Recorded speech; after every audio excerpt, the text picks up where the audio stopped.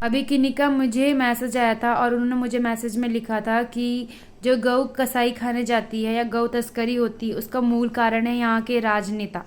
देखो बात सही है, ऐसे ही जो हमारा भारत देश है वो दूसरे स्तर पर नहीं होता गौ मांस में, बीफ एक्सपोर्ट में दूसरे नंबर में यदि हमारे राजनेता अच्छे होते।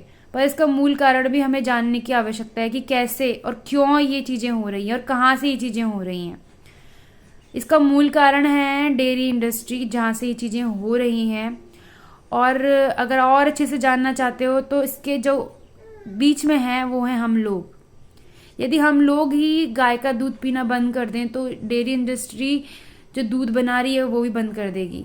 कहीं ना कहीं कारण हम लोग ही हैं और हमारा स्वार्थ ही है कि हम ये चीज़ें छोड़ नहीं रहे हैं, ये जान करके भी कि अभी भारत है जो दूसरे स्तर पर आ चुका है बीफ एक्सपोर्ट में।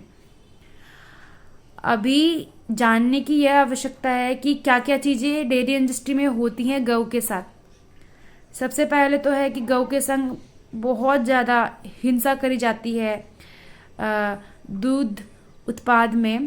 पहली चीज़ तो यह है कि जो गौ काम की नहीं रह जाती, मतलब उनके यूज़ की नहीं रह जाती, जो दूध नहीं दे रही है, वो क्या करते हैं उसको कसाई खाने भेज देते हैं। ऐसा नहीं है कि सिर्फ बाहर ही गाय एक्सपोर्ट होती है, हमारे भारत देश में भी ऐसे बहुत सारे जगह हैं जहाँ पर अभी भी लोग गाय को कसाई खाने या गौ मांस का भक्षण करते हैं। यदि इसका मूल कारण जानना है तो इसका मूल कारण है हम लोग, क्योंकि हम लोग ही हैं जो गाय का दूध पी रहे हैं। जो पैकेट्स के दूध आते हैं, खास करके मैं उनकी बात कर रही हूँ क्योंकि वो डेयरी इंडस्ट्री से आते हैं। यदि हम लोग ही गाय का दूध पीना बंद कर देंगे, इन पैकेट्स के दूध लेना बंद कर देंगे, तो वो भी काम करना बंद कर देंगे या थोड़ा कम हो जाएगा।